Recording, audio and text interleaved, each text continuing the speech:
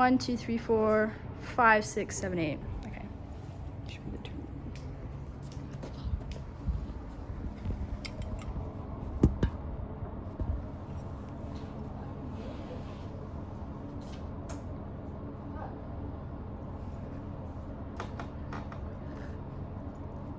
Are we good? Is it good?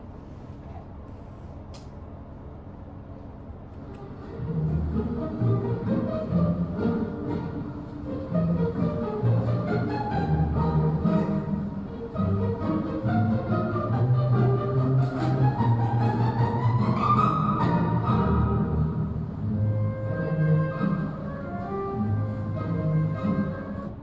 So what you just watched was a performance given by Nishika Fogo and the Vienna State Ballet's performance of Sylvia. And not only did she give a great presentation and dance performance in terms of flexibility and the techniques of her legs and her turnout and everything, but she was also dancing on point shoes. And I love that this is not working, but it's fine.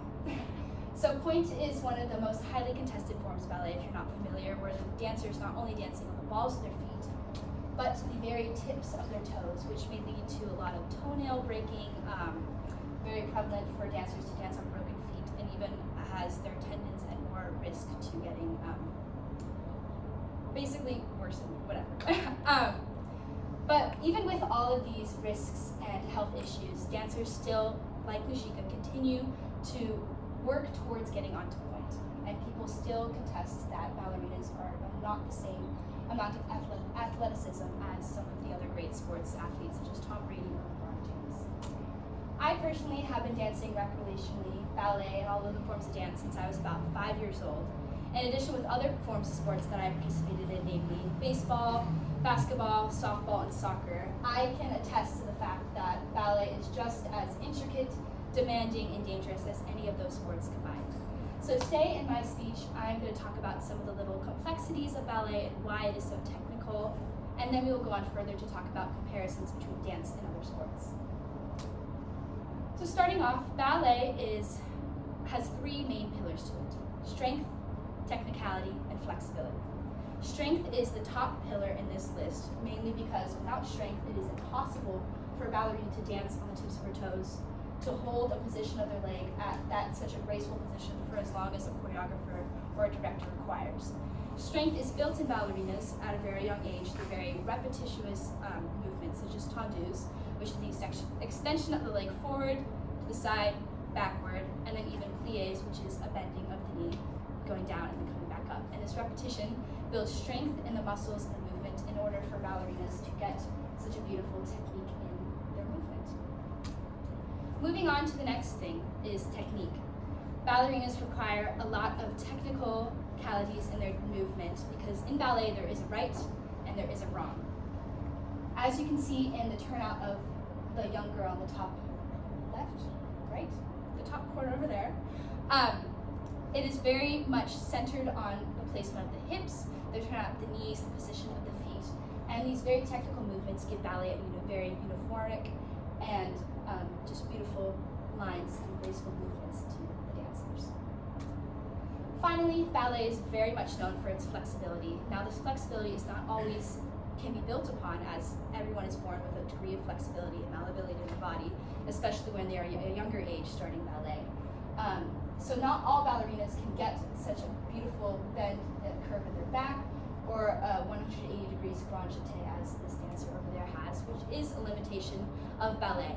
But even if you have the most beautiful flexibility and can lift your leg all the way above your head, that does not necessarily mean that you can support it there and that it will stay there for as long as a choreographer or a director wants it to be. So with all three integral parts of ballet is what makes a great ballerina and makes ballet such a complex art form. Moving onward, Oxford Dictionary defines a sport as something that requires individual physical exertion and skill in which an individual or a team competes for entertainment. A great example of this is the TV show Dance Moms, where for about 9 seasons, an Abbey Lee dance studio created a regional competition team of girls to perform at regional, national, and state competitions. And of course, since it is a reality TV show, these competitions really do happen in real life. As we are going to watch a small snippet of the 2022 Dance Dynamics winners and finalists of the regional event.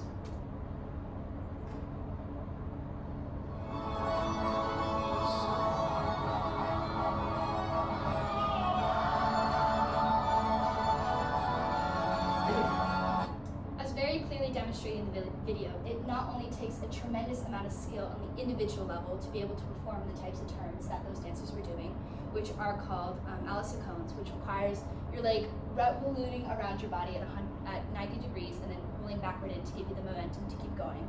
But to get a team of about 16 girls to perform those turns in unison for about 4 counts of 8, which is about 10 to 12 seconds, requires time, hours, dedication of work on just a bigger level of the skill, much like a soccer team does to win a game or a baseball team does during their practices.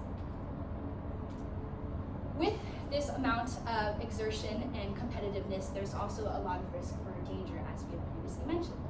In a study conducted by Wolverhampton University in 2016, comparing the injuries of rugby players and football players and that of dancers, dancers are 80% more likely to end up in a hospital in a year of their dance career, whereas football and rugby players are only 20%.